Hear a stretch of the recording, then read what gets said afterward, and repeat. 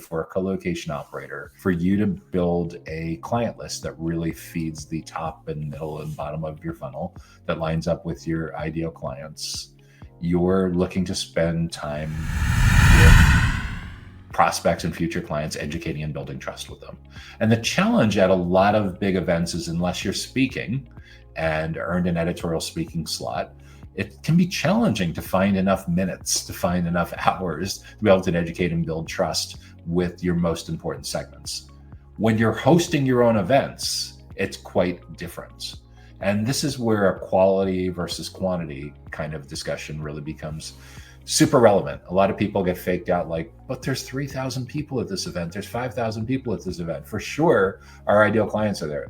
They may be, and hopefully it's a significant percentage, but regardless, get very directional about where you're spending your time at this event.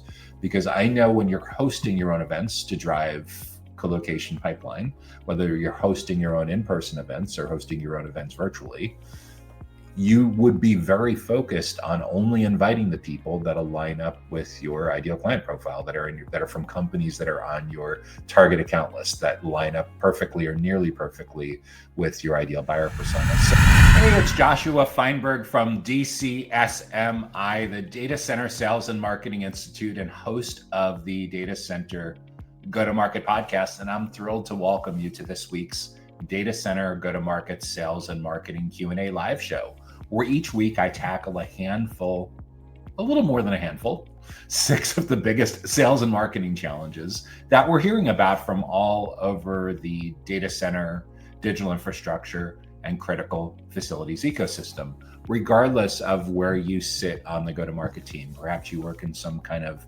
marketing or sales related role, such as an account executive, a sales development or business development, an SDR or BDR. Maybe you work in account management or client success, or some facet of marketing like digital, social, email, field marketing. Perhaps you work in some kind of product marketing or product management related role, or channel partnerships, channel account manager kind of role if your company has that kind of model. Or maybe you are the executive sponsor, the leader of the band, the orchestra conductor, responsible for recruiting the right people to your team, having them play the right instruments at the right tempo, at the right time, at just the right volume, to make all this magical growth happen in this very special period of time in and around the data center industry. If this is the first time that you're joining us for Data Center Go-to-Market Sales and Marketing Q&A, I want to wish you a very special welcome, and be sure to let us know in the comments where you're watching us from and what you do in the data center industry. If you've joined us all before for this weekly live show, welcome back. We're thrilled to have you with us again. So what is on the agenda for this week? Oh, one quick thing. If you want to make sure that you get notified about upcoming educational events and resources just like this, make sure that you're subscribed to our weekly email newsletter that comes to your email inbox on Sundays. You can sign up for the Data Center Sales and Marketing newsletter on our website at www.dcsmi.com. So what is on the agenda for today? First up, we're going to look at how to improve colocation data center client acquisition. After that, we'll turn our attention to how a data center technology and consulting firm, a professional services firm, can improve its sales to the blockchain industry, how a data center technology and consulting firm can improve its sales to the blockchain industry. Then we'll look at how does a data center real estate tenant representative, DCRE, data center real estate tenant representative, and strategic advisor better qualify opportunities.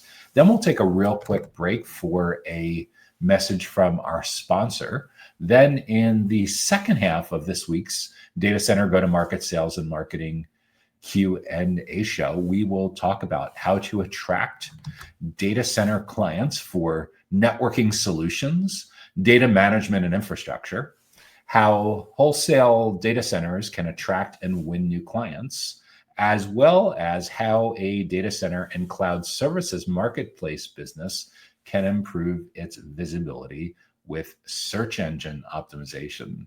SEO seems like a very, very timely question to be tackling right now, as the entire landscape in and around search engine visibility and generative AI is really, really changing that whole ecosystem. So first up, one more quick thing as well. If you have an idea for a topic or a question or a challenge that you think we should address in an upcoming show, be sure to leave that in the comments on whatever platform that you're watching on, and we will add that to the consideration queue to address in an upcoming episode. So what's up first? What do we got? How do we improve colocation data center client acquisition? How does a data center operator that is primarily in the business of colocation improve its client acquisition? How it goes about getting new clients? That is a fantastic question. And what I usually suggest for most colocation operators is, first, we need to know your context. Because if you work for a huge data center operator, digital infrastructure company, like one of the 10 or 20 biggest in the world, your playbook for client acquisition is going to be quite a bit different, namely because your leadership team has much higher expectations for you being able to capitalize on the hundreds of millions or billions of dollars of brand equity that your company has built up with this brand on a global basis. At the other extreme are the 1 or 2 or 3 location colocation operators that are usually owner operated, closely held, and they may have a brand built up in their local community, but it may be a work in progress for how strong their brand is nationally and globally. And then there are the colocation operators that are somewhere in the middle, that have a few handfuls, maybe even a dozen or 2 dozen locations throughout their country, maybe even some international locations as well. And they typically not only have strong brand reputation, strong brand equity in their local community, but they have quite a bit of that in most of the regions that they do business or want to do business in. So I'm going to, because I don't know the context of the person asking this, I'm going to lean more towards the small to mid-size data center operator, as opposed to like someone that works for Digital Realty or Equinix or NTT Global Data Centers or something, where you have just such an amazing global brand that your sales reps have different challenges. So for a small to mid-size colocation operator, the playbook that I usually recommend is leaning heavily into events. And when I suggest that, usually people's first reaction is, oh, well, we're all set. We go to tons of events. We go to every event. We attend. We have exhibits and everything like that. And sometimes we even speak at those events. And those events can be good, but they may not be nearly as direct or nearly as precise as you're looking for to get directly to your ideal clients, to your addressable market. For starters, what I'd recommend is, if your company has a very large percentage of its annual sales and marketing budget committed to large national and global conferences, I'd recommend, as you renew these commitments for next year and the following year, as you're renewing those, that you do a quick little audit. And the first step that I'd recommend is on the left-hand side of the screen. Get hold of their prospectus for this year, their media kit for this year, where they are talking about their anticipated demographics of who they think is going to attend this year. Then I'd look at the same information from last year. So basically, they're declaring like who's going to be there at the event. Where are they from in terms of their locations? What kind of businesses do they represent? What company sizes are these? What certain industries, what job functions? Like 4 or 5 key demographics that give you an idea as to who has attended in the past and who they think will be attending in the future. So that's on the left-hand side of your screen. Then on the right-hand side of your screen, I want you to pull up your ideal client profile and your prioritized buyer personas. And your ideal client profile should be crystal clear, single one-pager that simply says, like, this is geographically where these ideal clients are located. This is how big or how small their companies are. These are certain industries that are a really good fit. These are certain industries that are a terrible fit. That's at the company or the account level. And then at the individual stakeholder level, your prioritized buyer persona. So within these accounts, who's the first most important, who's the second most important, perhaps there's a third most important category of economic stakeholder that you work with pre-sales and post-sales. And you typically would rank them based on economic or financial impact to your firm. And the most important we'd call the primary buyer persona. The second most important we call the secondary buyer persona. The third we call the tertiary buyer persona. And what I want you to do is to get self-aware about who your ideal clients are, who are the most important stakeholders that influence your relationships with these clients, and then look at how each and every one of these conferences that you attend, speak at, or sponsor at, how they help versus not help. Like, in other words, give each one a rating from 1 to 10, where 10 is a perfect fit, 1 is, wow, I didn't realize it was this bad. And most will likely be somewhere in the middle, where depending on how precise your ideal client profile is, how precise your buyer personas are, you'll likely discover that hopefully most of your existing investments are, for the most part, reasonably well aligned with your prioritized buyer personas and your prioritized ideal clients. If you find there's a terrible match and you feel like you're looking for a needle in a haystack, well, then you may want to take the bottom 20% of your investments and free them up to move to other places. So you're focused on investing your resources, just like what is the definition of an entrepreneur? Someone that moves resources from lower yield activities to higher yield activities. And what are some of these more higher yield activities? At the end of the day, for a colocation operator, for you to build a client list that really feeds the top and middle and bottom of your funnel, that lines up with your ideal clients, you're looking to spend time with prospects and future clients, educating and building trust with them. And the challenge at a lot of big events is, unless you're speaking and earned an editorial speaking slot, it can be challenging to find enough minutes, to find enough hours to be able to educate and build trust with your most important segments. When you're hosting your own events, it's quite different. And this is where a quality versus quantity kind of discussion really becomes super relevant. A lot of people get faked out like, but there's 3,000 people at this event. There's 5,000 people at this event. For sure, our ideal clients are there. They may be, and hopefully it's a significant percentage. But regardless, I'd encourage you to get very directional about where you're spending your time at this event.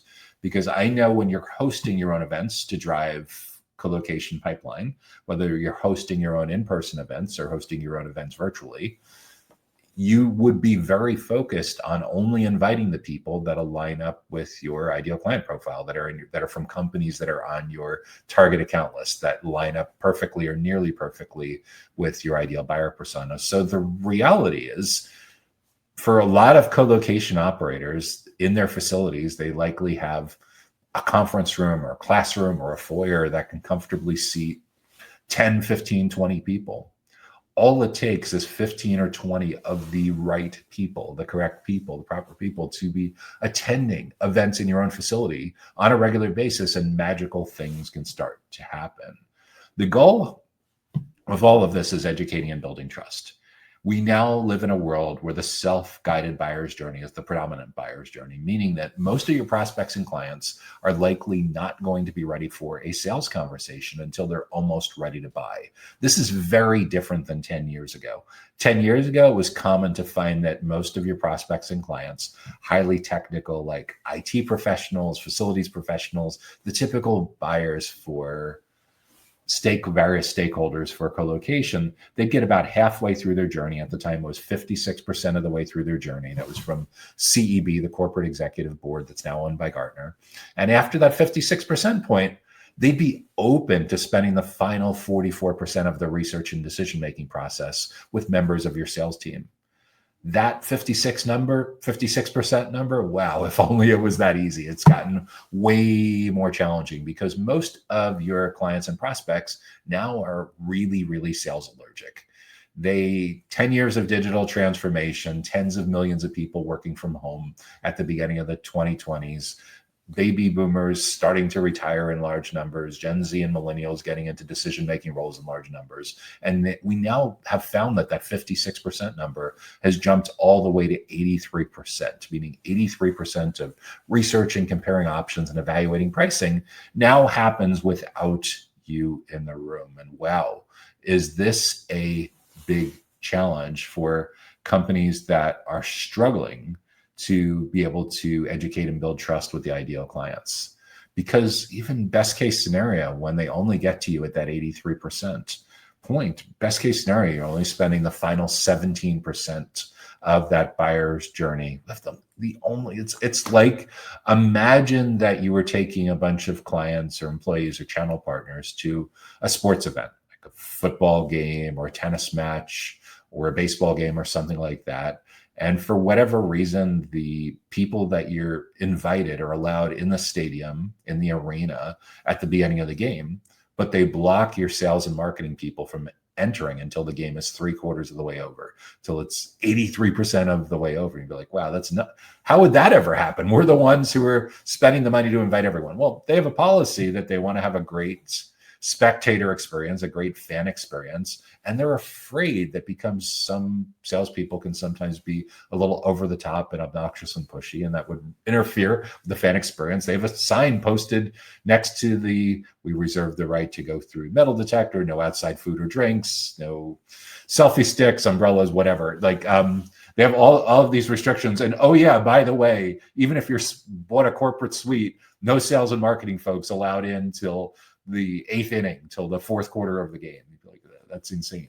But that's largely what's happening in the mind of your prospects and clients, is they only want to talk to you when they're almost ready to buy. So how do we earn our way in early and often? It's incredibly important to figure that out, to get to the right people in the right places at the right time, where you still have a chance to impact, to explain best practices, to indoctrinate your prospects and clients, to stack the decks in your favor, to make sure that you not only stay on the short list, but dramatically influence the criteria that they use to decide what they're going to do with their colocation digital infrastructure investment. So in order for us to be able to make that work, we need to get in there early and often, way before that 83% point. If you think about 28 touch points happening between complete stranger and prospect, our goal is to have as much surface area as possible in those 28 touch points as we possibly can, with the right people in the right companies. And the key with all of this, the key unlock with all of this,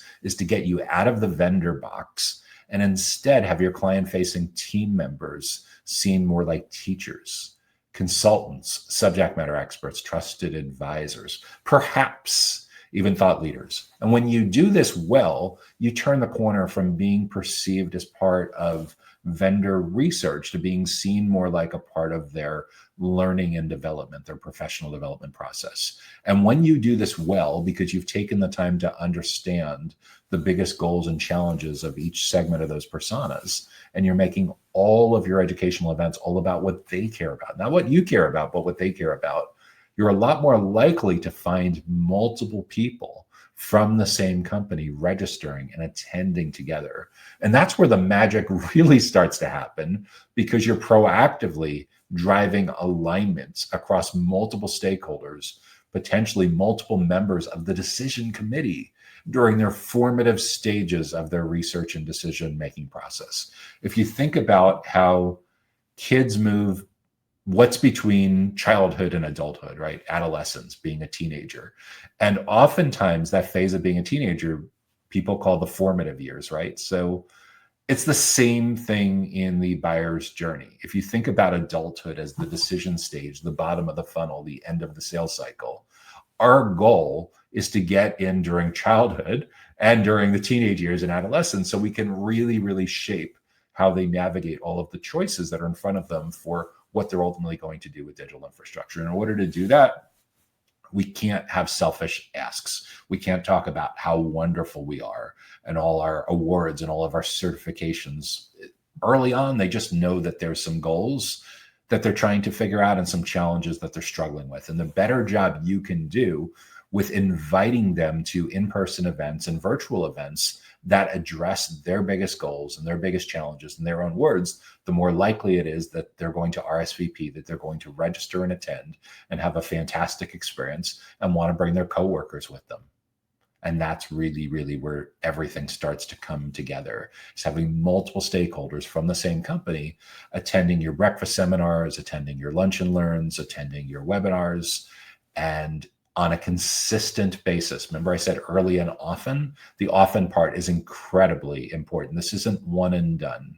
There are some scenarios where colocation can be dramatically accelerated because their current option completely dropped the ball.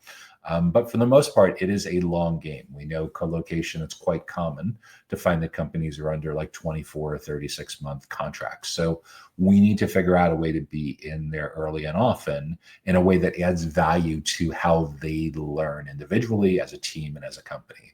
So again, so they see you as teachers, so they see you as subject matter experts, so you become a regular part of what they do for professional development and learning development. So if you think about your buyer persona research, uncovering 5 or 6 biggest goals for each segment, 5 or 6 biggest challenges for each segment.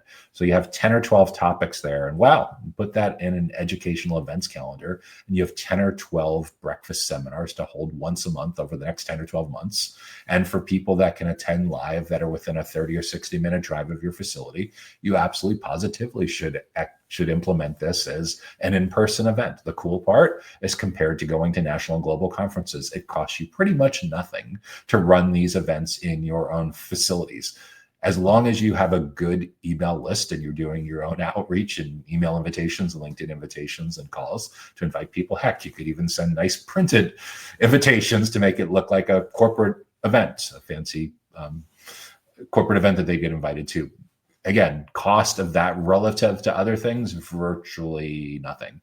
They come to your facility, you're not paying to rent your own conference room. So, okay, so you're bringing in a little bit of breakfast, or if it's a lunch and learn event, you're bringing in some sandwiches or pizza or whatever you're doing to feed and show a little bit of hospitality, compared to the cost of other events where you're looking for a needle in a haystack. You can literally run these grassroots events for, in the US, $500 to $1,500 per event.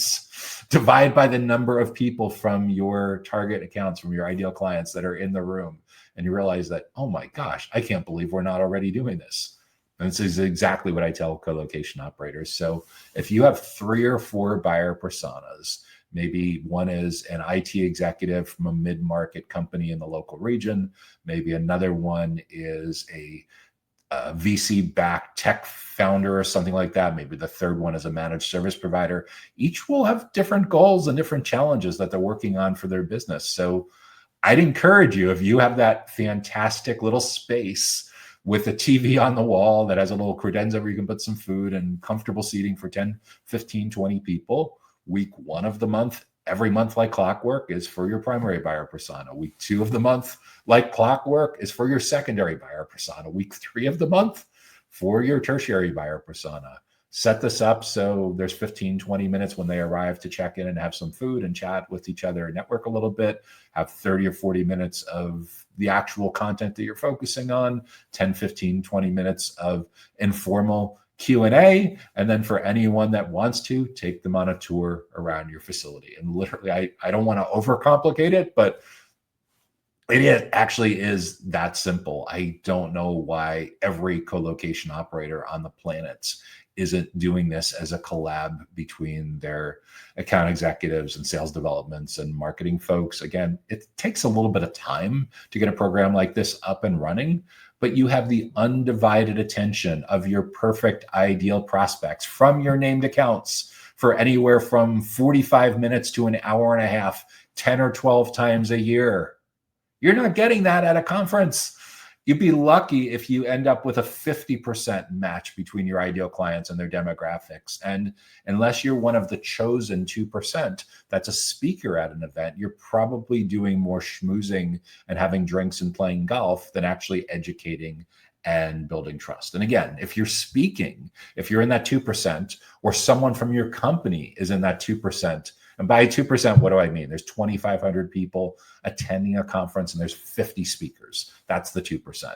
And maybe it's 5% altogether because the speakers are usually coming with a couple of coworkers. If you're in that 2% or that 5%, for sure you're educating and building trust at that conference, and assuming that there's a relatively good match between your ideal clients and your prioritized buyer personas, keep doing that all day long. But if there's not a good match and you're not getting those opportunities to educate and build trust, you need a way to educate and build trust.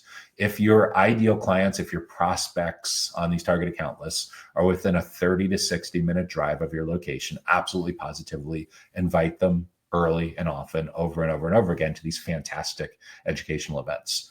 If it's not easy for them to drive to your location, then basically take the same deck, take the same content, and run it as webinars. And in both scenarios, both the in-person events and the webinars, of course, record it, because for every one person that attends, or 10 people that attend, there's 5 or 10x that or more that should have attended that simply didn't. Coworkers of people that attended, people that had scheduling conflicts, people that were on vacation, people that were running around to dozens of data center related conferences all over the globe, and yet still want to learn from your educational events and resources. So for a colocation data center that wants to improve its client acquisition, I want to help you get out of the vendor box and stay out of the vendor box. I need to help you differentiate yourself so you're not just competing on price. So you're not seen as a commodity broker. I've seen this movie play out 10 years ago with web hosting companies. I've seen this movie play out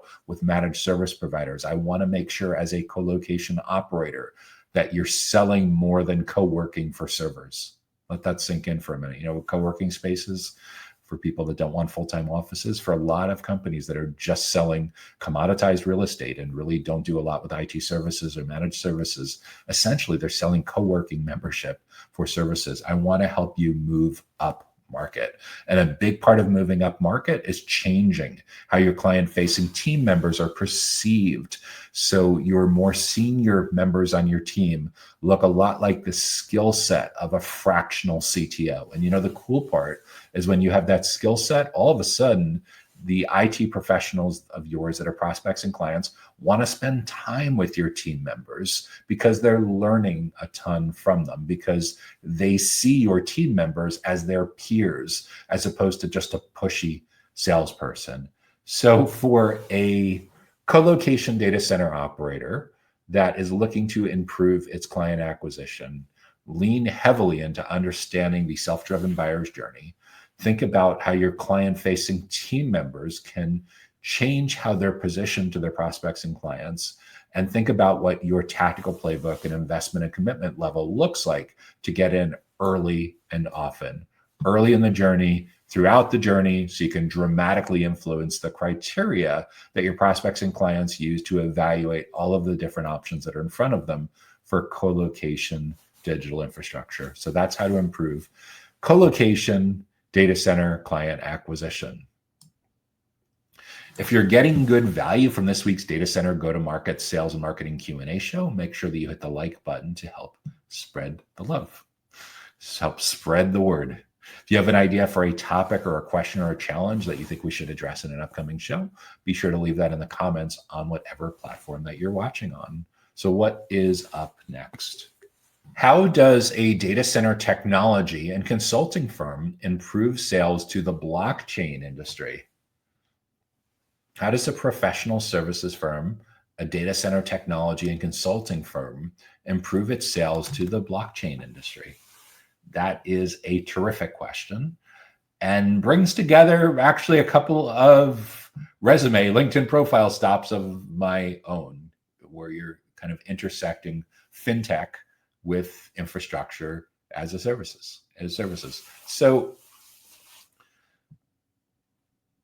your team members, probably your executive team, is bringing significant industry-specific experience that's directly beneficial to technology providers, software developers, infrastructure providers, other expertise that is focused on blockchain and how it's dramatically influencing how transactions take place between parties. What do we call that? Decentralization. There's a whole bunch of related jargon and buzzwords in and around that world. But if you have that deep expertise, it's incredibly important that you lead with that front and center.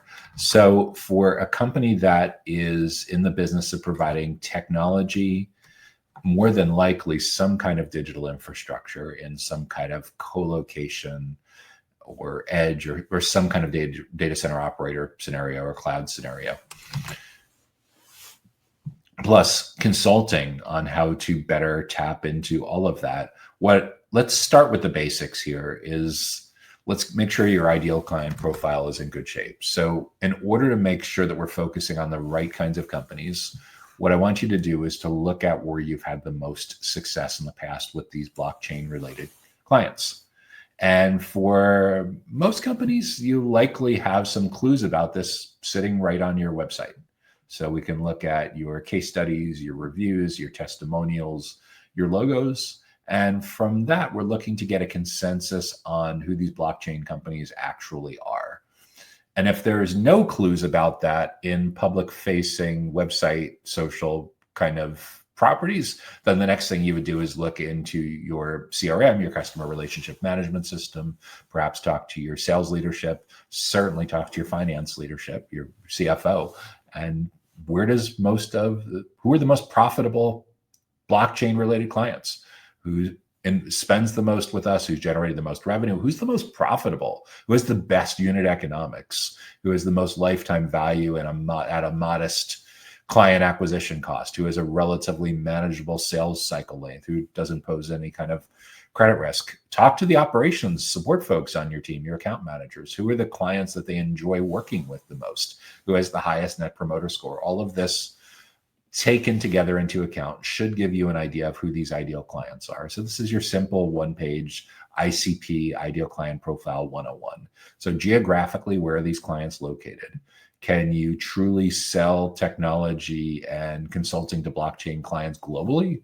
Or do you need to focus on one region of the world, one continent at a time? Or maybe it's a cluster of countries or just one country at a time.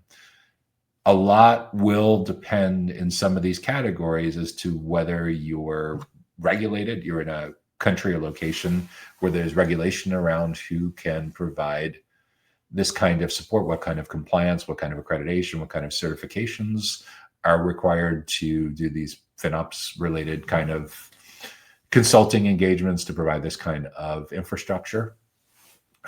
So there's the geographic part of your ideal client profile. And then there's the company size. And this is the big one too.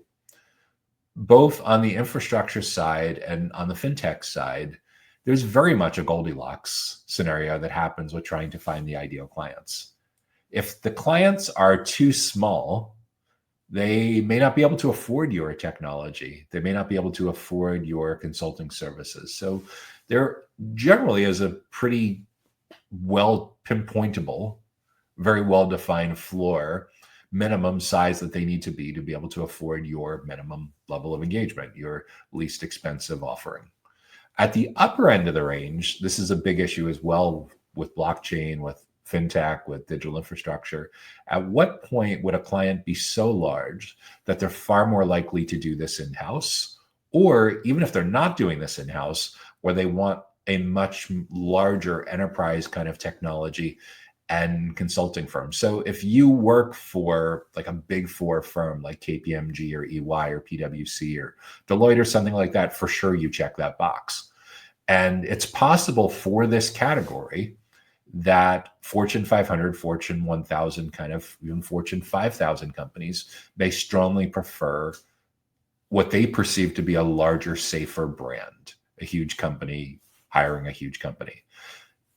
When that comes up, it's important for you to not overinvest your lead generation, your nurturing, your education and trust building with companies where you're going to get knocked out, not just by size, but because they have very specific requirements around surety bonds, around compliance, around financial reserves, around looking at your P&L.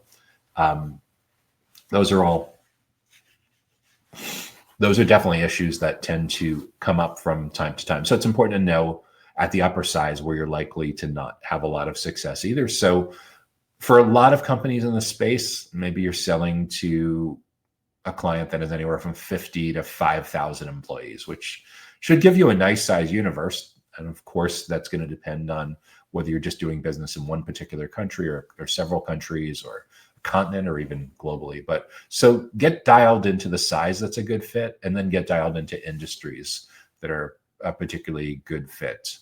Now, you're mentioning this here as the blockchain industry. That said, it's likely that you're selling these blockchain engagements to companies in specific industries that are developing infrastructure to do business on the blockchain. So with that in mind, when we look at your founders' backgrounds, when we look at your CVs, your resumes, your LinkedIn profiles, where do you tend to have the deepest experience? And in a lot of geographic regions, this will also align with where you have the ability to legally do business in this particular category in these particular regions. So for companies that specialize in data center technology and consulting for blockchain, maybe, for example, you have a lot of deep expertise in SaaS, in telecommunications, in manufacturing, and e-commerce. So there's 3 or 4 verticals there. Make sure that those are listed in your ideal client profile, because for sure that's going to influence your content strategy, your event strategy, your targeting with outbound, the drop-down lists that you have on your lead generation forms, the website navigation, various website pages. You certainly would want to have a page for each of those 4 segments, and then how you do your filtering and your qualification and segmentation within your CRM for how those leads get routed. It's increasingly common in data centers, digital infrastructure, and critical facilities, actually just in technology in general, to find companies that are segmenting their sales teams by vertical. It just gives you so much more leverage. You're able to operate as a trusted advisor, a true consultant for your clients. So in those 4 verticals, it's very common that you'd have a partner that's assigned to develop business and manage engagements in each of those 4 segments. What do we say? SaaS, telecommunications, e-commerce, and manufacturing. So your prospects and clients have a strong reason for wanting to engage with that member of your sales team, and they become more and more valuable over time with being able to deliver unique insights that can help them better do their job, because their job functions in a similar size company in a similar geographic region are you're sharing basically best practices that work across the board for a very specific persona and a very specific ICP who's interested in doing a lot more with blockchain. So with all of that in mind, so you have your ICP nailed down, you know geographically where they're located, how big or small their companies are, you know what industries are a great fit, what industries are a terrible fit. That again makes a huge difference with your targeting. From there, you can build out your target account list. People often call this account-based marketing, ABM, or account-based selling. This is a defined list of, it could be as few as a couple dozen companies. It could be as many as thousands of companies. Usually it's a few hundred companies that fit that ICP perfectly, that fit that ideal client profile that you'd love to be doing business with.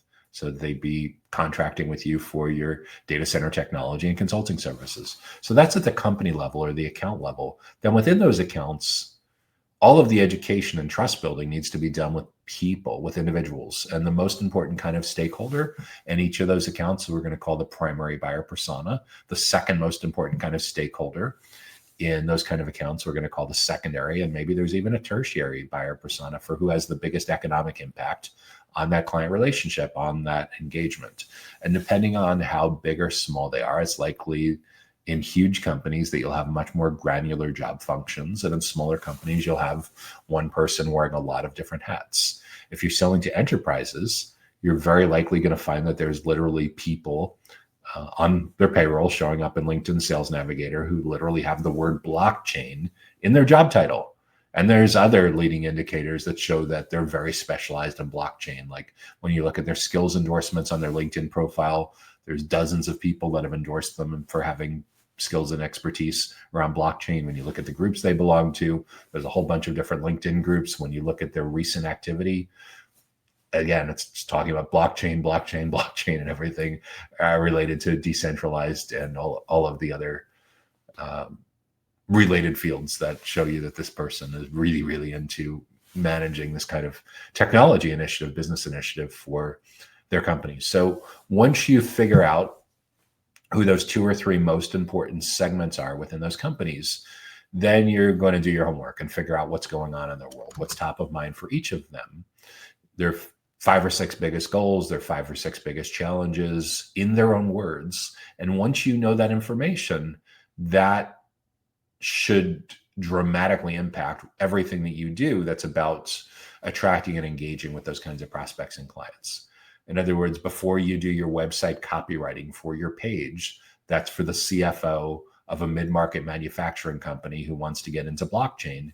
You need those customer insights. Otherwise, you're just guessing at the words that are top of mind for them for their goals and challenges. We don't want to guess. We want to know the reality and use that for your website copywriting, use that for your product marketing materials, use that for your sales enablement, your social schedule, your email marketing program, your paid ads, and certainly your event strategy.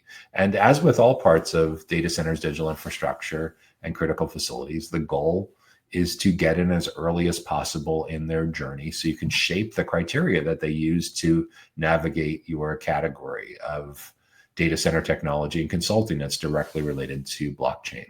So once you know those 5 or 10 biggest goals and challenges, those are the 5 or 10 topics to cover at your Lunch and Learn series, at your webinar series over the next 10 or 12 months that motivates those folks that are saying, wow, like, how did they know this was such a big deal for us? This is exactly what we're struggling with. This is exactly what I'm trying to figure out. This is exactly what my team is working on. So not only will I be there, I'm going to accept their recommendation and bring 2 or 3 of my coworkers along with me to learn together, because teams that learn together grow together, and you're proactively driving alignment in the early stages of the journey, which dramatically tips the scales in favor of your company. I mean, if you look at a lot of what an account executive does in a self-driven journey, is they're supporting their internal champion to help drive alignment across that internal champion's team and other relevant teams within the company. So what could be better than starting that in the even earlier stages of the journey, in those formative stages,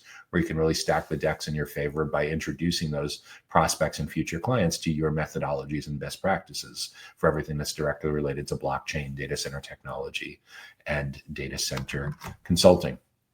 So in terms of improving sales, a lot of this comes down to having your prospects and clients perceive your salespeople to be experts.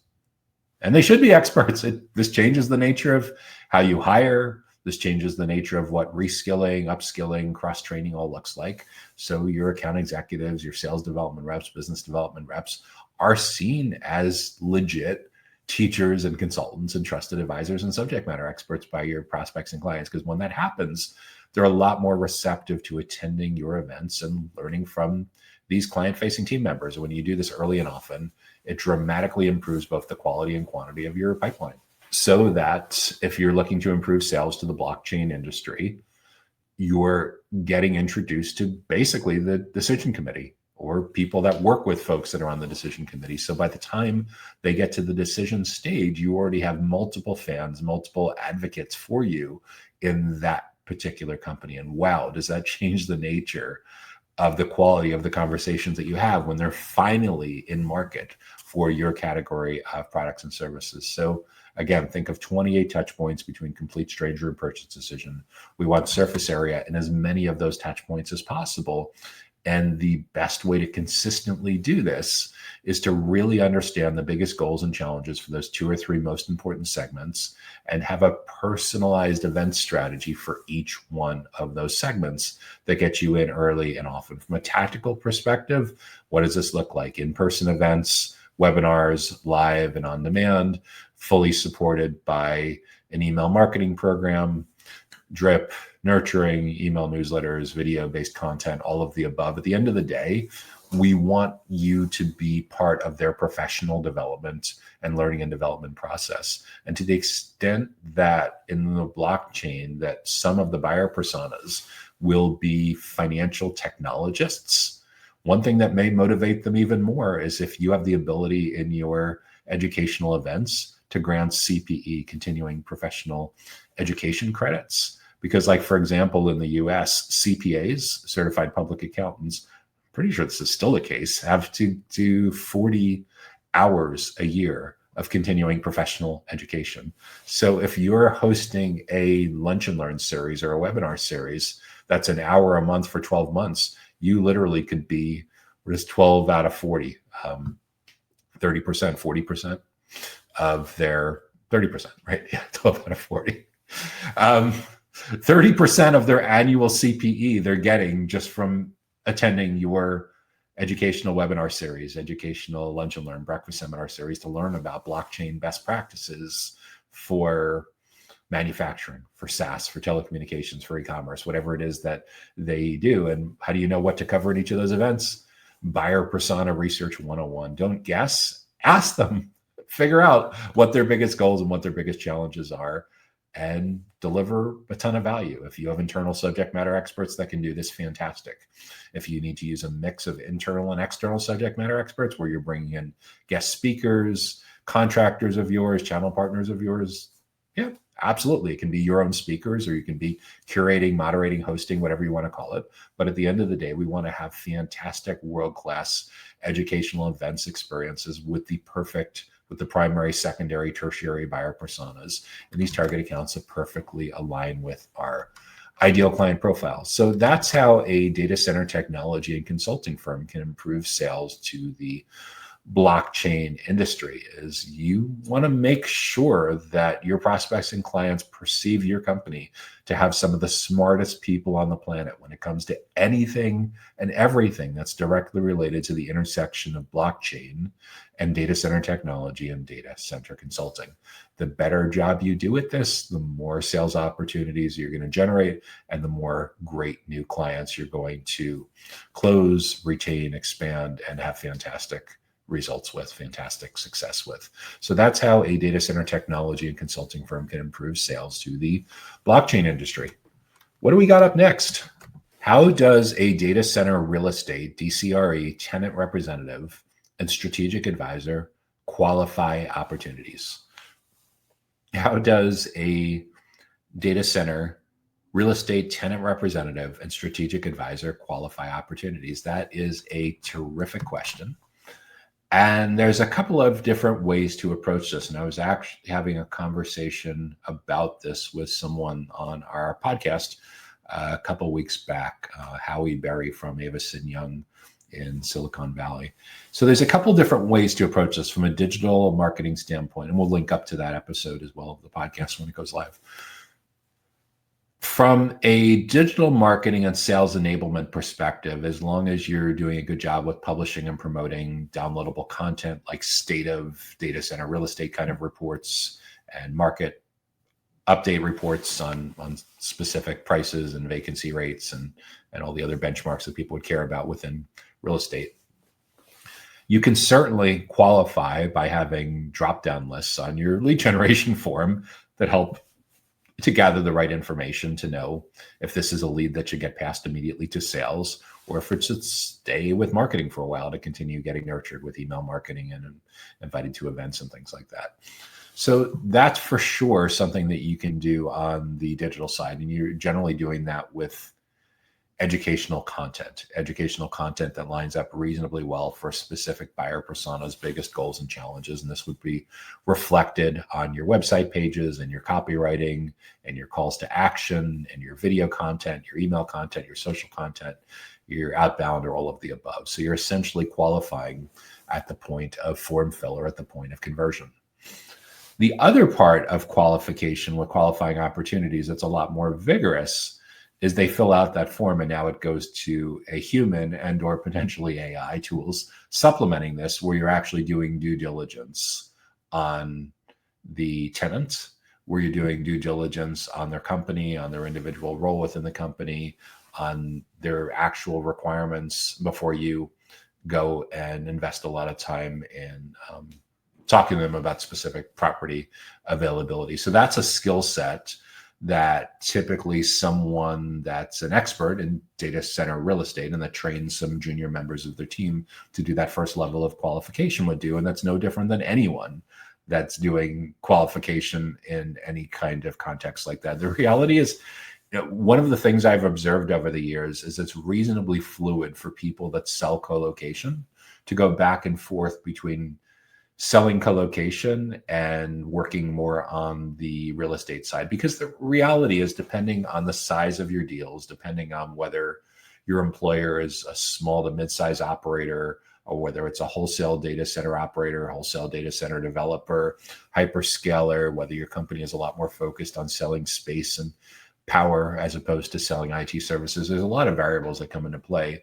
But there is a certain amount of transferable skill set between the sales professional, like an account executive or even a sales development or business development rep who works for a colocation operator, and someone that's working exclusively on the real estate side of the data center ecosystem. Again, which is why you see people sometimes when they're leaving data center operators to go work for one of the bigger mid-size data center real estate players in the space. And just to review the ecosystem to make sure we're on the same page, we segment out the data center ecosystem into data center operators like colocation, hyperscale, edge, modular, and wholesale, recognizing some of them are more pure operators than others. Like a modular data center provider is more like a manufacturer many times than an operator, but similar enough to like edge and colocation that's the part of the ecosystem from a DCSMI perspective that where we classify them. So you have data center operators,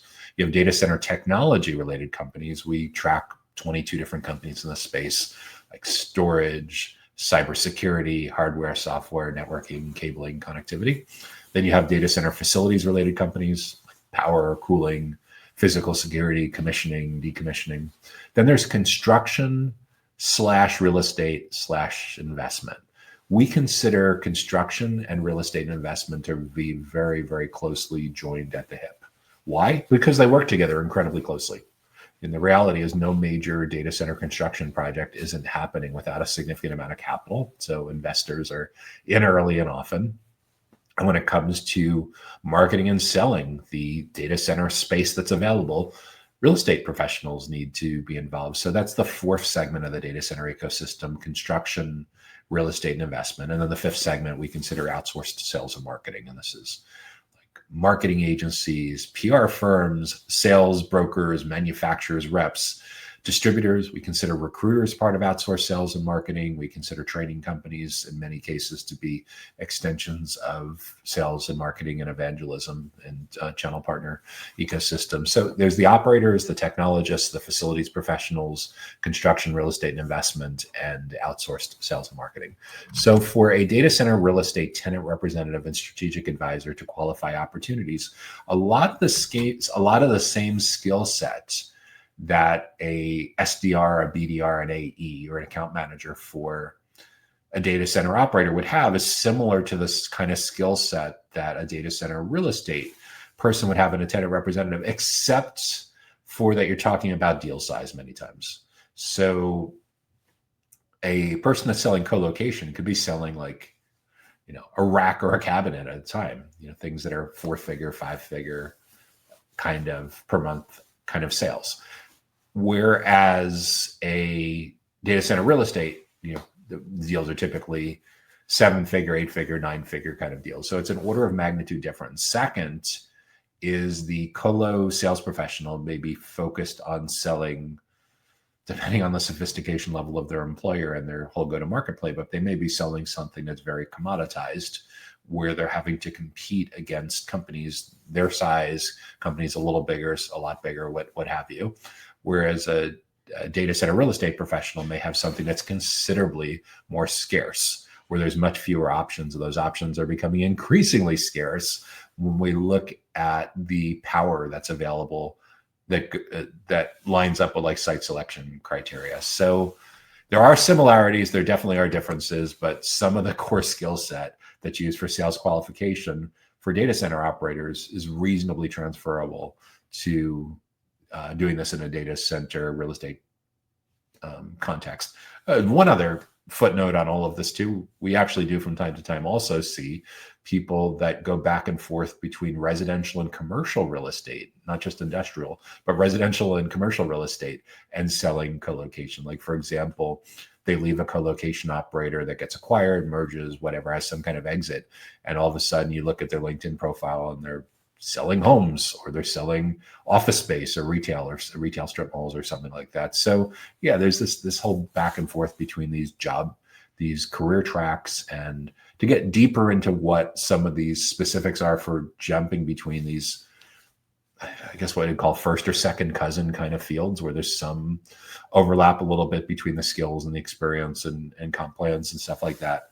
But at the end of the day, qualifying the opportunities is really understanding who the best fits is for your individual spaces that you represent, especially as a tenant representative, what their requirements are, what the market looks like, if they have the resources to really be able to do this, if you're talking to the right person and this kind of account. And again, this is all going to be individualized, basically, depending on what your portfolio, what your listing portfolio looks like at any given time. At the end of the day, for a data center real estate tenant representative and strategic advisor to better qualify opportunities, there's some surface level qualification that you'll be able to do just based on website lead generation and some of their interactions with your content and events. But in most cases, because these are huge deals and there's a lot of moving parts, a lot of complex interactions, a lot of different kinds of stakeholders that come up, more than likely this qualification is happening with a junior level person on the team before it's passed to a more senior level person on this team. It's kind of similar to the skill set that someone would have as like a sales development rep, an SDR or BDR, business development rep, and that first level of contact into that particular data center real estate firm. And this actually is a good enough question that the next time I have a DCRE person on the Data Center Go-to-Market podcast, we'll go into this a little bit deeper as well. But I know they invest a lot of resources in due diligence on both sides. So a lot of this in most cases is just making sure that once you get beyond the pleasantries and building a little bit of rapport in a quick 15-minute or 30-minute conversation before you get too deep, that their expectations are realistic, that you understand their deadline, that you're talking to the right person, you're talking to the right people on these accounts, and that they overall have general awareness of what's going on in the marketplace. In many cases, that general awareness could have you could be paving the way by having some fantastic content marketing educational resources on your website and infographics and downloadable content and events and webinars and everything like that to supplement better qualifying your opportunities. So that's the general playbook that I would recommend for a DCRE, for a data center real estate tenant representative and strategic advisor to better qualify their opportunities. If you're getting good value from this week's Data Center Go-to-Market Sales and Marketing Q&A show, make sure that you help spread the word by hitting the like button. And if you have an idea for a topic or a question or a challenge that you think we should address in an upcoming show, be sure to leave that in the comments on whatever platform you're watching, and we'll add that to the consideration queue.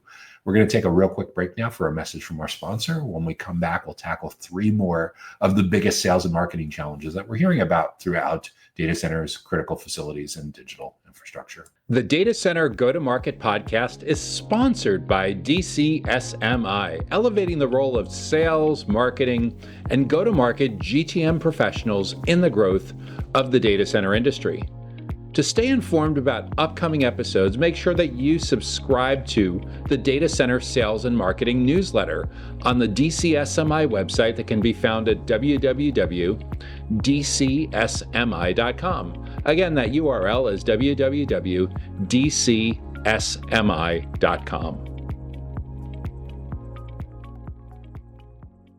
Hey there, Joshua Feinberg from DCSMI, the Data Center Sales and Marketing Institute, and you're watching the Data Center Go-to-Market Sales and Marketing Q&A, our weekly live show where we tackle a handful of the biggest challenges that we're hearing about throughout data centers, digital infrastructure, and critical facilities. So what is up next? Our next question is, how do we attract data center clients for networking solutions, data management, and infrastructure? How do we attract networking solutions? How do we attract data center clients for networking solutions, data management, and infrastructure? That is a terrific question. And these are hot enough areas within the IT marketplace that these could potentially be 3 different kinds of businesses, where like a networking solutions company would be the first cousin of like a managed service provider, an MSP, or like a network integrator or IT consulting firm. That could be a standalone business. Data management is very similar to the kind of IT business that would work with like analytics, business intelligence, building AI, large language models, more on the development and data engineering side as opposed to on the networking infrastructure side. So you'd have like a lot of developers, project managers around developers and data engineering. And then infrastructure is more of a pure play as to what most people would associate with the data center industry. Infrastructure as a service, public cloud, private cloud, multi-cloud, colocation, hyperscale, edge modular kinds of data centers. So your company is in all three of these areas. I should also add that infrastructure can actually have two different meanings in the data center ecosystem.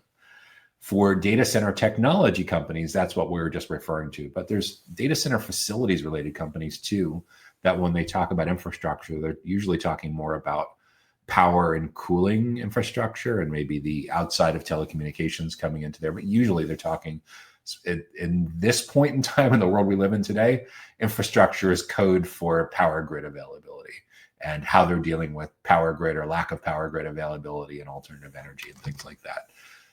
It could also have something to do with like site selection and water availability and community relations and everything that goes into finding the right places to locate and invest in building out data center facilities. So your company is in all three of these areas: the networking solutions, data management, and because you're asking infrastructure in the same context as those previous two categories, we're going to assume that we're talking about technology infrastructure. So to find clients that need all three of these, the first question is, are you looking for magic clients that have a need for all three of these areas, or are you content? Are you satisfied if clients only buy one of those areas and may potentially have no opportunity to cross-sell or upsell or land and expand over time?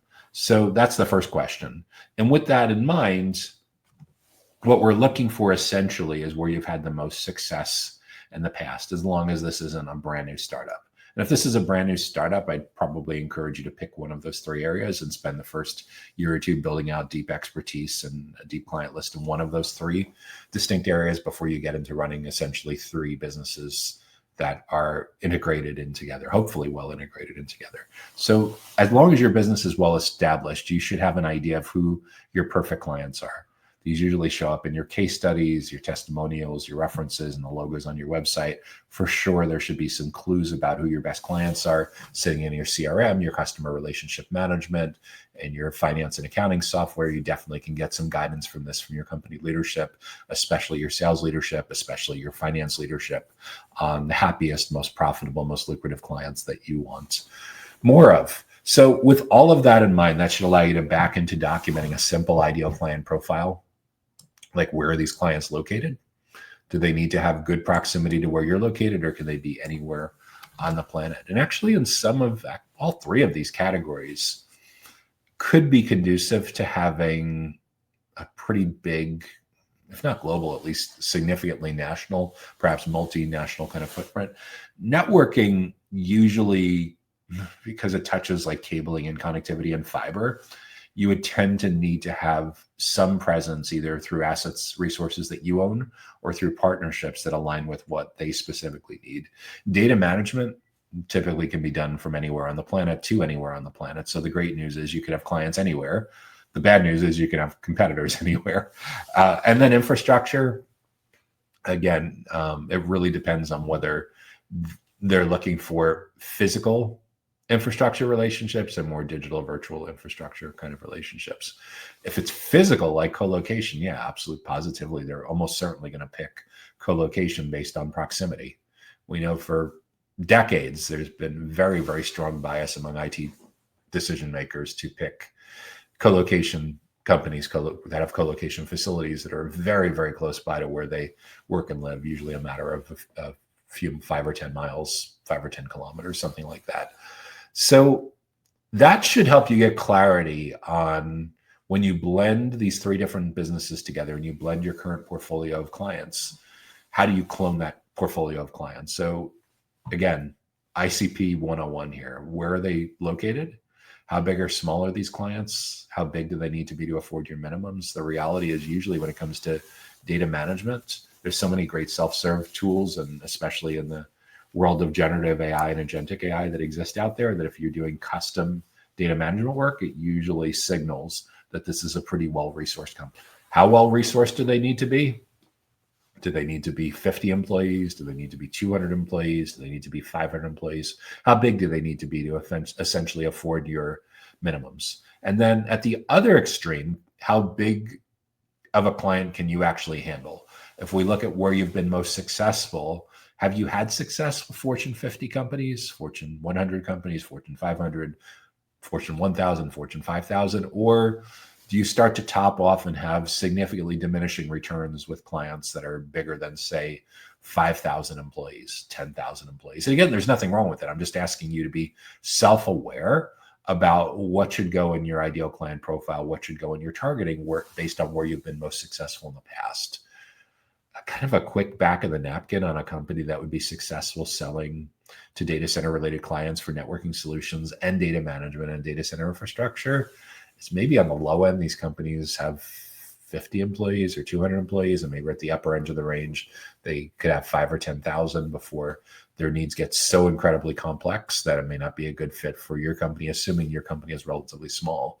If you work for a company that's truly an enterprise itself, then maybe there are no limits, and you truly can be a superstar in all three of these categories with the largest of large enterprise kinds of clients who need networking solutions, data management, and infrastructure. So that's the size part of the ideal client profile. And then there's the industry match.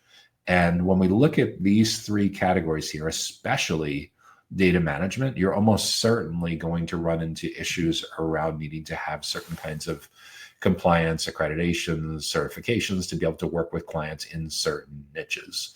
And again, depending on where they're located and depending on where you're located, it's very possible that clients in regulated industries like education, government, healthcare, financial services have specific compliance requirements that you need to meet to be able to do business in your region and with them in their particular region. And this is also where like governance and edge comes into play as well, where the data is physically located. And that's an issue because of tariffs, a privacy issue, of various kinds of regulatory issues. So all of this for sure should get factored into your ideal client profile for the intersection of both geography and the intersection of industry match, because you don't want to spend a lot of sales and marketing resources, digital resources, building pipeline with clients that you can't actually help.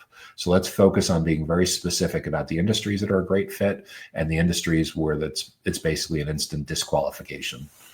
And it's very possible that the data management part of your business may be one of the more limiting factors here. So your ideal client profile is now you figured out where they're located, how big or small their companies are, what industries are a great fit.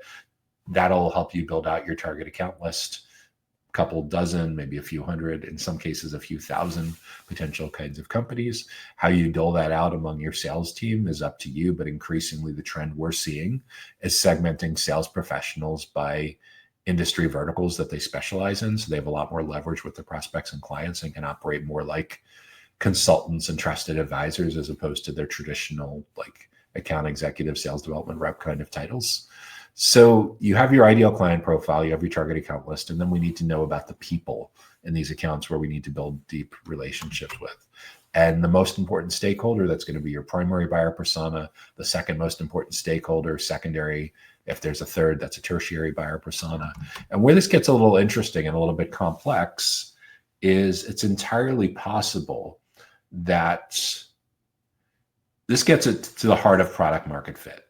Product market fit is the degree to which you know exactly who your ideal clients are, exactly the products and services they purchase from you, the price points that they purchase those products and services at, how often they purchase or how long the durations are, and all the other basic unit economics that come with having pattern recognition, muscle memory for doing business a lot of times with a specific client with a specific kind of product and service. And the reason that product market fit and ideal client profiles are incredibly important is in larger companies, it's very possible that you're dealing with different stakeholders in each of these three categories. In data center infrastructure, In networking solutions, those may be a little more closely related, but for sure in larger companies, data management is a whole separate set of stakeholders, whole separate set of teams. So depending on how big or small your clients are, this is going to dictate how you go about segmenting your persona, segmenting the most important people that you need to be building relationships with that can have the most important, second most important impact, third most important economic or financial impact on those relationships. Because in order for you to have, and it depends on your size and their size as well. In a small to mid-sized company, all three of these categories are going to roll up to your chief technology officer or chief information officer or VP of IT or something like that, or SVP, EVP of IT. In larger companies, yeah, there's going to be a lot more segregation. So this will dictate how you do your segmentation strategy, which dramatically impacts how you address your buyer personas and website and digital marketing and sales enablement and email marketing and ads, digital ads, and your event strategy and conference investments and channel partnerships. So again, everything really needs to line up in your go-to-market playbook to make this work well. But it starts with having strong recognition for where you've been most successful, and then looking for ways to clone that by getting really tight around that ideal client profile, really tight around that target account list, and really tight around a strong understanding of how you're going to segment the different stakeholders that are in those accounts to really dig deeply on providing a ton of educational value, professional development, learning and development kind of value that's anchored to the biggest goals and challenges that you consistently hear from each one of those segments, one segment at a time.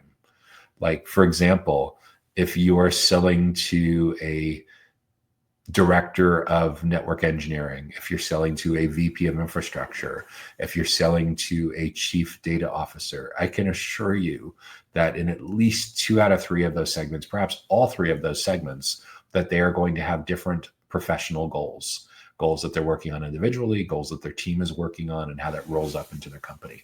And they're also going to have different frustrations. And if you try to talk to the chief data officer or chief analytics officer using the same language that you would talk to with someone that is a network operations center manager, it's not going to resonate. So you can't be lazy with this. If we really want to compete, we need to get very specific about who they are and what they care about at the intersection of their data center related services and products that they need from a company like yours. So if we're looking to attract them, now that we know their goals and challenges, segment by segment, we're going to build website pages and video content and lead generation premium content and blogs and podcasts and in-person events and webinars that help them do their job better.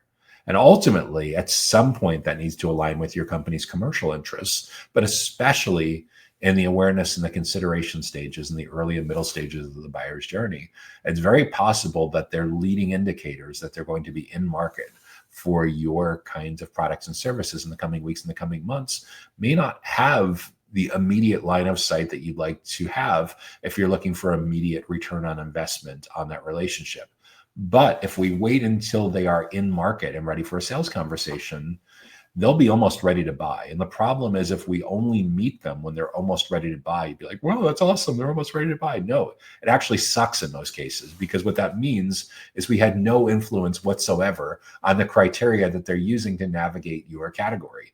It is incredibly important that we have a large amount of surface area, that we have a lot of interactions with these prospects and clients throughout the awareness and the consideration stages and the early and middle stages of their buyer's journey. And in most cases, the most effective way to do this is through events, not necessarily booths at other people's events, not necessarily sponsoring other people's events, but educational events where we can make a significant dent on shaping how they view your category. In other words, we want to insert ourselves into those buyer personas, professional development and learning and development that they spend time on a consistent basis to level up on what they need to do their job better, to solve some of their biggest goals that show up in their job descriptions and their OKRs, their objectives and key results, that are frustrating them to no end, that are messing with their work-life balance that could be causing mental health problems, job insecurity problems, a whole host of bad things that are stressing them out and driving them nuts. To the extent that you can show up with educational events and resources that help them navigate these based on how other stakeholders in similar companies and similar kind of job functions are addressing these issues today, you can end up really being a superhero. And that's what we're looking for. We're looking to get you out of the vendor box. We're looking for your sales professionals, your account executives, your sales developers, your marketers, your account managers to be seen more like teachers, consultants, subject matter experts, trusted advisors, maybe even thought leaders when it comes to anything and everything directly related to networking solutions, data management, and infrastructure, technology infrastructure. And the better job you can do with earning your way in early and often, the more likely you're going to indoctrinate, stack the decks, introduce them to your methodologies and best practices, proactively drive alignment across multiple stakeholders from that same company in the formative stages of their research and decision-making process. All of those can have an amazing, amazing impact on generating pipeline, accelerating pipeline, and helping you get ideal clients that have a very smooth, frictionless sales process, that onboard, that go through all of the critical account management, client success phases with initial value, intended value, and extended value, that are super receptive to account expansion over time, becoming promoters, having great NPS, that love what you're doing. And a lot of this starts by setting the foundation the right way of getting your company out of the vendor box and seeing more like true experts. And a lot of that expertise gets anchored to deeply horizontal or deeply vertical expertise to help them cut through the noise to make your company and your client-facing team members truly differentiate and stand out in crowded marketplaces. And like I mentioned, and those three categories, networking solutions, data management, and infrastructure, data management for sure can be delivered from nearly anywhere on the planet. And because of that, you could have clients conceivably anywhere on the planet, as long as there's not compliance or certification or legal issues that you can't navigate. But you also are introducing competitors from anywhere on the planet. So that's where it's incredibly important to have education and trust building as a core part of your go-to-market. That's where it's incredibly important to segment your expertise by their niche, their vertical, their industry, what they do, so you can really, really stand out as an expert as opposed to a jack of all trades. So at the end of the day, that's how I would approach how to attract data center clients that have a current or near future need for networking solutions, data management, and data center infrastructure. Okay, what do we have up next? By the way, if you're getting good value from this week's Data Center Go-to-Market Sales and Marketing Q&A show, make sure that you help spread the word by hitting the like button. And if you have an idea for a topic or a question or a challenge that you'd like to see us address potentially in an upcoming episode, make sure to leave that in the comments on whatever platform you're watching on, and we will add that to the consideration queue for an upcoming episode. So what do we have up next? Next question is about another category of data center operators, one that actually is a lot less hands-on in data center operation because they more closely align with like a data center developer. And that's wholesale data center providers, wholesale data center operators. And in particular, how can wholesale data centers attract and win new clients? How can wholesale data centers attract and win new clients? This is a terrific question because approaching this with the right mindset first requires understanding just how different the go-to-market for wholesale is compared typically to colocation, especially retail colocation. Typically with retail colocation, your sales professionals are working on small to mid-sized deals. And for most geographic markets in most of the major developing markets, they're typically selling 4-figure, 5-figure, sometimes 6-figure annual engagements or your local currency equivalent. So what that means is you're looking for sales professionals that are comfortable selling to small to mid-sized companies. Usually they're not selling colocation specifically to enterprises. They can in some cases, but usually enterprises are looking for much bigger spaces. They're looking for wholesale data centers. They're looking for hyperscale category capacity.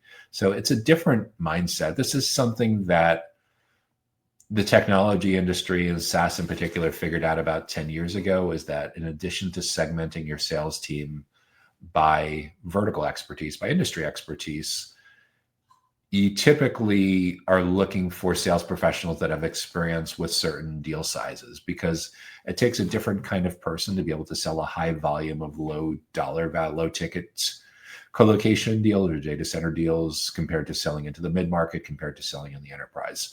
Enterprise can have an extremely long sales cycle. They can literally have dozens of different people that are involved in these conversations, way more complex than a small to mid-sized business, and requires a lot more deep expertise in many different areas than someone who's just selling a more productized service, a more commoditized kind of offering. And at the extreme version of the commoditized offering, we see some data center operators, especially like in the bare metal category, where their entry-level offering has gotten so commoditized that they have parted ways with having internal inside sales teams selling these offerings, and instead make these available for self-service sign up and self-service onboarding. So their clients are essentially buying those entry-level colocation offerings more like they would purchase e-commerce. It's got to be very light touch, simply because the purchase commitments on the part of their clients are so inexpensive that they really can't afford to fund sales compensation anymore to support that. So in some cases, it's moving to e-commerce. In some cases, they're allowing that as an opportunity for channel partners, like managed service providers, master agents, folks like that. But the reality is there's been a day of reckoning on the commoditized part of colocation in recent months and in the past year. And it doesn't surprise me that this has happened, because we saw the same thing happening with web hosting about 10 years ago. We see certain pockets of the managed service provider space that people have figured out is not really viable to offer it without extreme amounts of self-service and self-onboarding, because the human labor on it is just too expensive relative to the average deal size. Now, wholesale data centers are at the other extreme. This is where basically you get a data center developer who builds sometimes known as like a powered shell. It's a building and there's nothing really inside of it. And it's up to the anchor tenant or whoever rents that huge space to fill it as they see, as they wish. So with a colocation operator, typically the racks, the cabinets, a lot of the telecommunications and networking infrastructure is already in place, and you're paying significant amounts of premium for access to that kind of infrastructure, for access to that kind of support and resources. Wholesale data center clients don't need that. They actually want the opposite. They want flexibility to build it as they want, to have a lot more impact as to what's actually going in the facilities. And because of that, it's a completely different deal. The deal is for wholesale data centers looks a lot more like selling real estate, renting real estate, than selling IT services.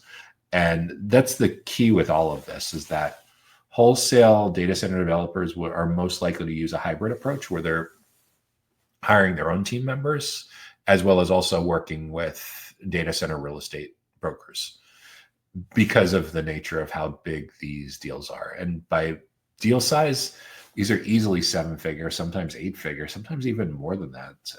Just to put this in context, a little bit adjacent to wholesale data centers, but kind of in the same ballpark. We usually try to keep this content as evergreen as possible, but Oracle just very recently had an announcement where they signed a $30 billion US $30 billion annual client. They didn't disclose who that client is yet, but just to give you context on how big some of these huge deals are. And again, that's in cloud infrastructure as opposed to a wholesale data center, but some of these deals can be really massive. It's not likely that your company is selling billion-dollar deals, but it is very likely that wholesale data center transactions are routinely in the millions or tens of millions on a regular basis. So it's a completely different skill set. It's a completely different kind of go-to-market. The great news is you can largely throw the kitchen sink at what you're doing for go-to-market and sales and marketing. You can afford to do a lot of things for marketing and selling wholesale data center space that just simply aren't profitable to do in commoditized colocation. And this is where marketing and selling wholesale data center space becomes kind of similar to like a hyperscale data center provider. And there's a lot of gray areas as to how companies actually brand and position the two, but they're huge deals, much smaller number of potential tenants, And because of that, it's a very, very different kind of playbook. It's a very different kind of HR recruiting talent acquisition kind of process, because there's fewer people that actually have that experience that can do that successfully. There's certainly a lot more at stake. So when it comes to attracting and winning new clients, I'm especially partial to really dialing in who those ideal clients are, really, really partial to having a defined list of target clients, what many people would call like account-based marketing, ABM, or account-based selling. For wholesale data centers in a specific location, there may only be a couple dozen or maybe 100 or 200 potential clients, period.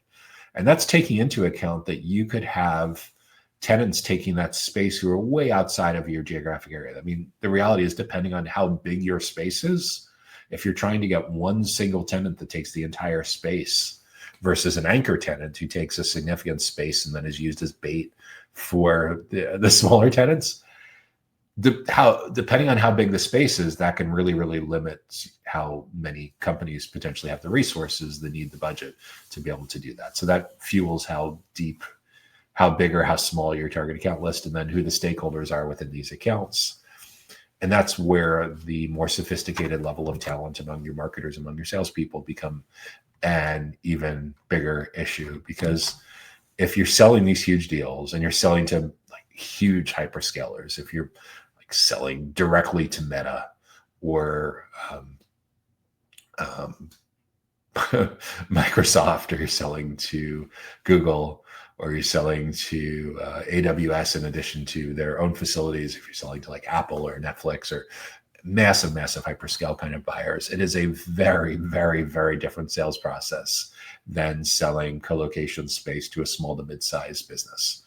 And because of that, it's a much shorter list of talent who actually has that unique experience. And you're investing a lot more in them. You're investing a lot more in events. You're investing a lot more in demand generation. You're investing a lot more in the sales comp across the board to be able to do that. So it becomes a recruiting challenge as well. What's interesting as well is I've noticed over the last year or two that it's increasingly rare to find data center operators going to recruiting firms for filling marketing and sales jobs for most of their talent. Mostly because I guess the mindset is, if you're a good enough marketer, if you're a good enough sales professional, you should be able to market and sell yourself into recruiting kinds of contexts. And there's some validity to that and some lack of validity into that. When it comes to wholesale data centers, because the supply demand, the talent is so scarce to people that can actually do this, then yeah, there's definitely a context where we're actively spending significant amounts of time finding the right people, which in many cases, as sad as it is to say, it often involves poaching people from other companies that already have the similar experience. And this is one of these cynical Joshua Feinberg moments, but I felt for a long time that 10% of the people that are going to data center conferences are going to conferences because they're exploring their next opportunity or looking to pick people for their next opening. Again, it's going to sound really cynical, maybe even a little bit paranoid to be able to say it, but yeah, I think there is a significant amount of people, anecdotally, that are going to conferences looking for their next job or looking for their next talent. So whatever is on the agenda for speaking, completely irrelevant to that kind of attendee. Whatever is sitting in the expo hall, completely irrelevant to that attendee. That kind of attendee, they have a completely different agenda where they're looking for career development and recruiting to happen against the backdrop of that gathered group. So anyway, when it comes to attracting and winning new clients, it's awareness.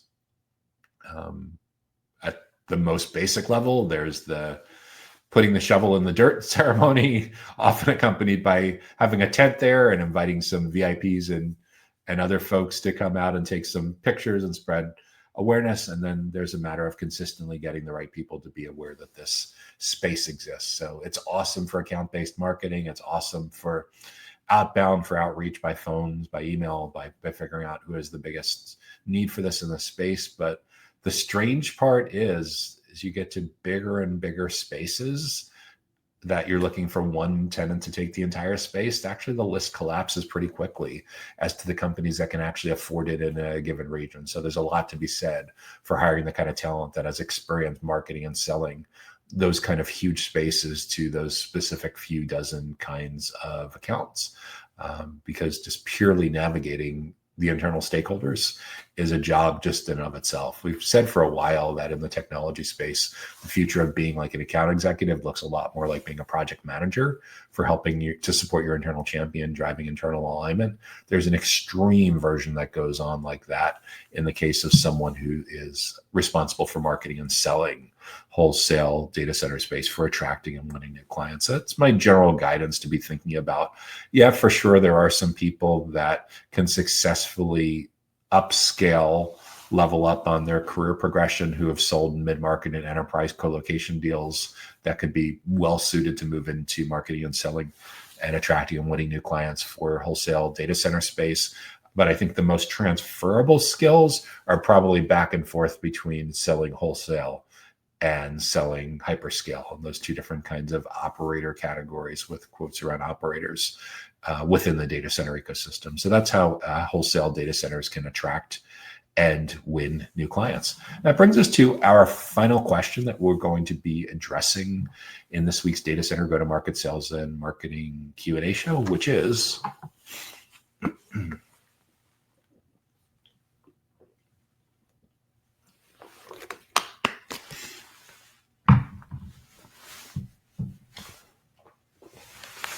okay, the final question for this week is, how does a data center and cloud services marketplace business improve SEO, improve search engine optimization? How does a company that is a data center marketplace and cloud services marketplace improve their search engine optimization? This is a fantastic question, and it's extremely timely because the bizarre irony is that so much of the growth, like NVIDIA-powered growth, Jensen Huang evangelized kind of growth with generative AI in the last couple of years, is happening as a byproduct of traditional search engine optimization being completely obsoleted. And what do I mean by that? Well, when you think about 5 or 10 years ago, when you were doing a search for information, either for work or for your personal life outside of work, more than likely you went to Google or Bing, a traditional search engine, and you did a search for like, I don't know, best restaurants to entertain clients at in downtown Los Angeles or London or Singapore or whatever. And you got your 10 blue results and you click through and you read reviews, and some of them could have been restaurant websites. Some of them could have been places like OpenTable and Facebook reviews and other kinds of things, but you went to a search engine to start the search. Increasingly, what we're seeing is that one is Google itself, as is Bing, is displaying this information without having to click through to anything. That's a big, big change. In the case of Google, AI Essentials. And it's new, but it's not new. What do I mean by that? Well, I'll give you a perfect example. I'm a baseball fan. In the US, it's a pretty big, widely followed professional sport. There may be professional sports in your area, or this applies equally to figuring out the weather or even booking an airline flight. And there was a time in the early 2000s where if I wanted to see how a team did in the game that they played last evening, I would either go to Google and from Google navigate to that team's website, or I would go directly to that team's website to find out the final score. So like, for example, if the Los Angeles Dodgers were playing the New York Mets 10, 15 years ago, if I wanted to know that score, I would go to the Dodgers website or the Mets website to get that answer, or I might go to another website like ESPN or Fox Sports or CNN or someone else that I know, or USA Today, that would have good baseball and good sports coverage. In the late 2000s, early 2010s, you started to be able to just simply put the word of the sports team, and the search engine inferred that you wanted the score. In the same way that if you said Los Angeles weather, London weather, Singapore weather, you didn't need to click through to a website like weather.com or AccuWeather or something like that anymore. It just gave you the information right there. So for the last 10 or 15 years, there's already been the existence of queries being answered without having to click through. So this isn't totally new for anyone that's in like the search engine optimization business, content marketing, thought leadership, publishing, media, kind of events businesses. This has been looming for a while. However, what's now happened is we have clickless search results on steroids because AI Essentials on Google and the Copilot version in the Microsoft ecosystem, or if you're going directly to the chat apps, the generative AI powered chat apps like ChatGPT, Copilot, Perplexity, Gemini, Claude, you don't have to click on anything anymore. You just simply ask the query and it summarizes the best, or what that particular model perceives to be the best answer there. And in most cases, you're not clicking through to anything.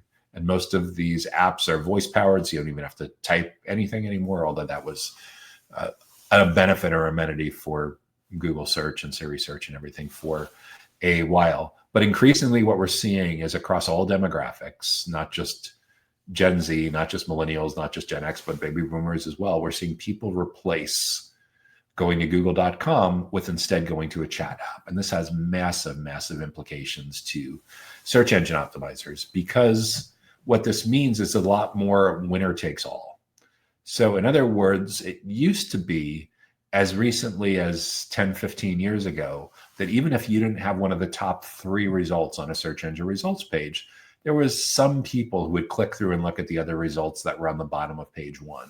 So over time, and this was impacted by things like geo-targeting and personalization and things like that, over time, your goal would be to improve the experience on your website, improve the quality and the quantity of the inbound links, and overall how trusted of a resource your website was to be able to get that higher level of visibility, to get essentially more clicks for you to monetize in whatever way that you're looking to do. What's happened over time, and leading up to this, even Google had a framework with EEAT that had a lot to do with experience and authority and trust. And what's happened now is OpenAI and Anthropic and Google and all the other players that are in the generative AI business are basically providing such fantastic consolidated value that there's going to be fewer and fewer people that are looking at a traditional search engine results page anymore. So the goal now is not just worrying about showing up in search, it's worrying about how you're going to get your company to show up in the generative AI results. So when you take that same query on what's the best restaurant to host a business dinner at in Los Angeles or London with 20 people, and I'm leaning towards Italian, how do you make sure that your Italian restaurant is the one that's actually recommended, or one of the 2 or 3 recommended? It's the trust signals are more important than ever. The trust signals in most cases are a representation of how your digital brand is perceived by the companies that have these models. How do you improve how your company is perceived by the models? It's largely the same kind of trust signals that have been important for decades, and some parts of the data center ecosystem have done a better job with this than others. In other words, is your website helpful? Does it provide unique value where people were historically clicking through to a page, learning everything that they needed and didn't need to hit the back button and go to the next search results? In other words, were you the destination site? So increasingly, the challenge with all of this is, in a world where we can't get clicks through to our website anymore, how do we make sure that we're actually recommended by one of these Gen AI tools? Because if we're not, it's pretty much game over. We're invisible. There's a belief that at some point, as the capital starts to dry up, which anyone in the data center ecosystem would say, capital drying up, like at some point, there may be a day of reckoning for these Gen AI tools where they end up having to invent their version of Google Ads to be able to better monetize this beyond charging for access to the generative AI tools. Like, for example, OpenAI right now has, I believe, a $20 a month plan and a $200 a month plan. Alphabet, Google, Gemini was experimenting with charging for its tool. A lot of the business models on figuring out how all of this is going to work are still very much in the air, but the infrastructure, as we know firsthand, is insanely expensive to run. So at some point, there's going to be a moment of reconciling where the capital, Wall Street, whatever, is going to say like, hey, we need to figure out a way for these companies to be more capital efficient. So with all of that in mind, for a data center and cloud services marketplace business to improve its SEO, let's first check our orientation for where a data center marketplace, where a cloud services marketplace lives within the data center ecosystem. They're not a data center operator. They don't own and operate data center facilities. They're not in the data center technology business. They're not in the data center facilities business. They're not in construction, real estate, and investment. Essentially, a marketplace business is outsourced sales and marketing.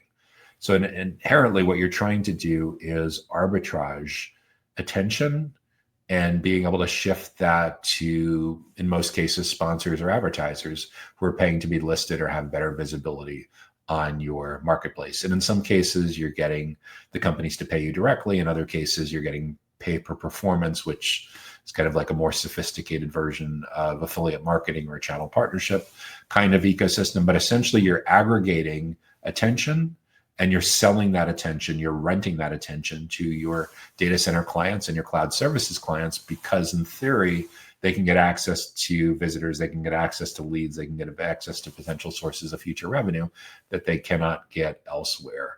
So in order for your marketplace business to build a moat, to have a defensible business model that's of interest to companies with significant budget to spend on listings or paying for performance or all of the above, you need to really be fantastic at being able to attract and convert and engage and provide a ton of value, like world-class kind of value. Because at the end of the day, like, you're competing against marketplaces from hyperscalers. Like, I'm sure you're well aware that SaaS companies and cloud services companies all have marketplaces. Microsoft Azure has a marketplace, Google Cloud has a marketplace, Amazon, Google, Apple, Salesforce. These are really, really well-known marketplaces across the board. So ridiculous amounts of inbound authority, whether we're looking at like inbound links or domain authority, or whatever you want to call it. So like, yeah, there's an incredible amount competing for your attention. So the question is, what are you doing on an ongoing basis to earn that trust and retain that trust? What are you providing where it's a unique user experience, where your target personas want to spend a significant amount of time on your site for editorial reasons and learning and development reasons that are completely separate from your advertising monetization experience? Because if there's no reason inherently for you users to spend a significant amount of time in your marketplace in the first place, they're not going to visit it and they're not going to stay. Apparently, there's a lot of need for more editorial focused reviews on colocation facilities, because a lot of the colocation operators have gotten too one-sided, too hypey, too self-promotional with a lot of their copywriting. And if you think about like the reviews for like on Amazon.com, how do you decide, let's say you're a data center technologist, how do you decide what kind of storage array to buy? What kind of solid state drives to buy? What kind of memory upgrades to buy? What kind of uninterruptible power supplies to buy? What kind of battery storage? What kind of generators? In most cases, you're leaning on third-party reviews from your peers, because that's considered way more trustworthy than the vendor-provided marketing content they're copywriting. And this is part of the reason why over the past few decades, businesses that are very heavily review-driven, marketplaces that are very heavily review-driven have thrived. Like Amazon.com, completely separate than AWS. Perfect example of a review-driven business. Facebook certainly has reviews. Google has its own review system. Yelp has its own review system. All the travel sites, all the restaurant sites, all the technology sites, people love reviews. And as a result, essentially, that's what your marketplace business is probably trying to do. But in terms of like purely improving your SEO, I think it's a lot of getting very specific about who the buyer personas are that are your core users, getting closer to them than you ever have in the past, really understanding their goals and challenges, figuring out how you can be a learning and development, a professional development destination that complements what they're getting from other professional development providers that help them with like career-related trainings and certifications and hosting events that help to facilitate that. At this stage of the game, I'm sure you're doing a lot with video-based content. We know that the video consumption patterns are strongly favoring people wanting to watch content, horizontal video, vertical video, long-form video, short-form video, on-demand video, live video, video across the board. So a lot of what might be fueling your marketplace and potentially replacing traditional SEO is like YouTube SEO, video-based SEO, but also being everywhere that your buyer personas are.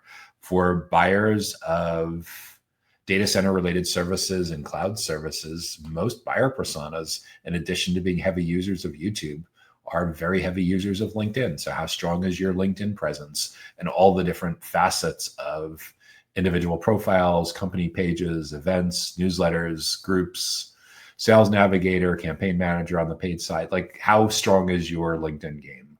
I would think that's a huge, huge place that you'd want to be investing in to protect against SEO obsolescence, SEO cannibalization. Because yeah, for sure, starting with the rise of OpenAI becoming a household name and ChatGPT picking up tens of millions of users over the last 2 years, yeah, there's this deer in headlights moment for content marketers, for publishers that are very heavily dependent on traditional SEO. So for most companies in that outsourced sales and marketing segment that are looking to arbitrage traffic and arbitrage attention from certain segments of the data center ecosystem to certain vendors that want that attention, you are competing with all of the other outsourced sales and marketing business models in that space.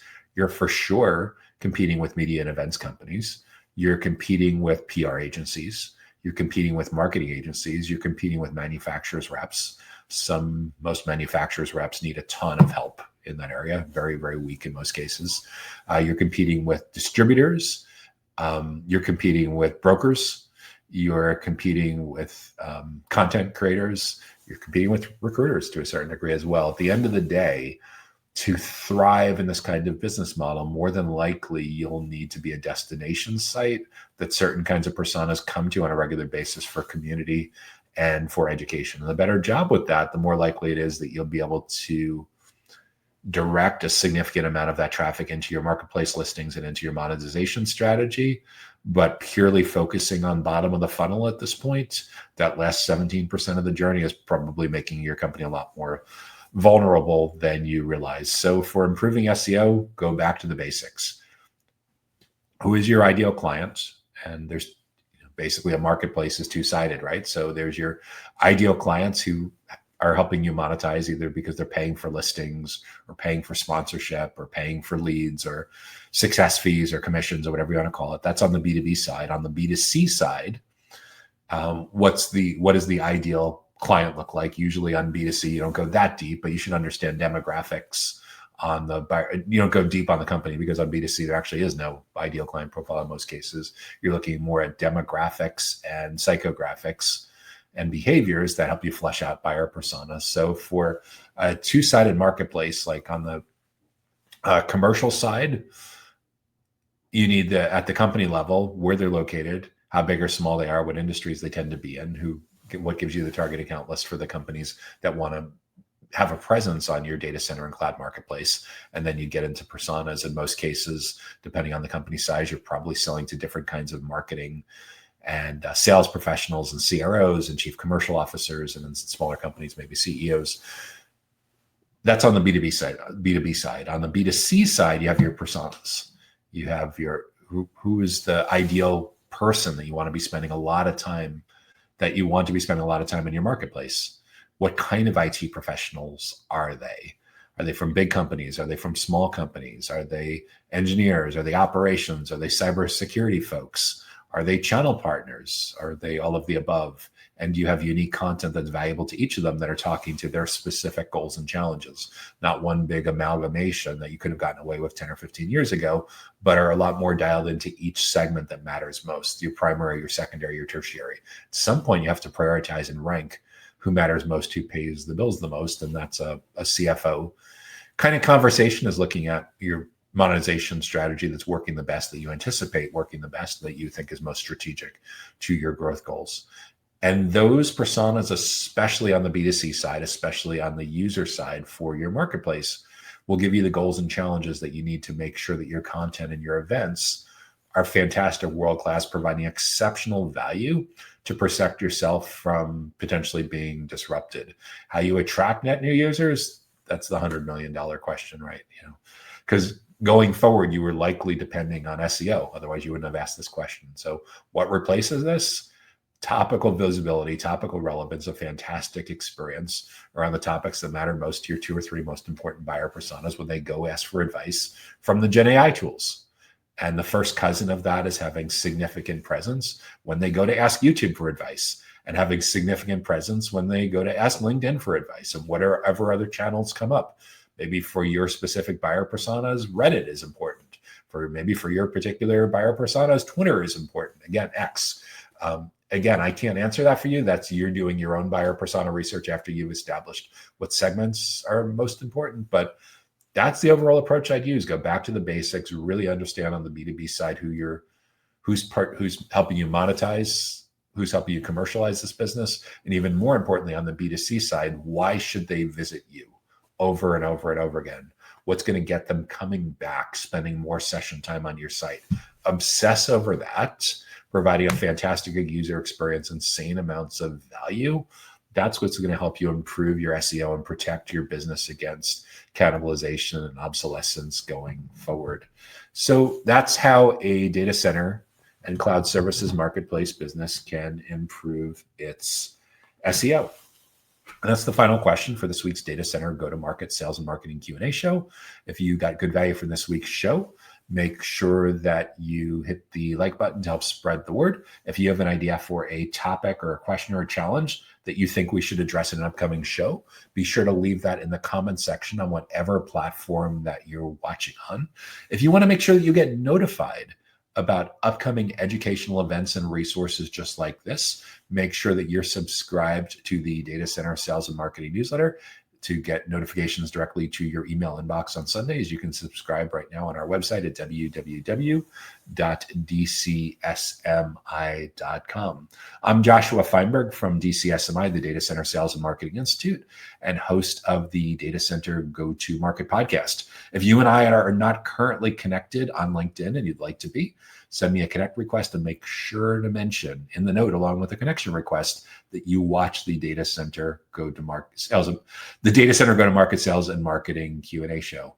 Until next time, I wish you great success in growing your influence, your team's influence, and your company's influence in and around data centers, digital infrastructure, and critical facilities. The Data Center Go-to-Market podcast is sponsored by DCSMI, elevating the role of sales, marketing, and go-to-market GTM professionals in the growth of the data center industry. To stay informed about upcoming episodes, make sure that you subscribe to the Data Center Sales and Marketing newsletter on the DCSMI website that can be found at www.dcsmi.com. Again, that URL is www.dcsmi.com.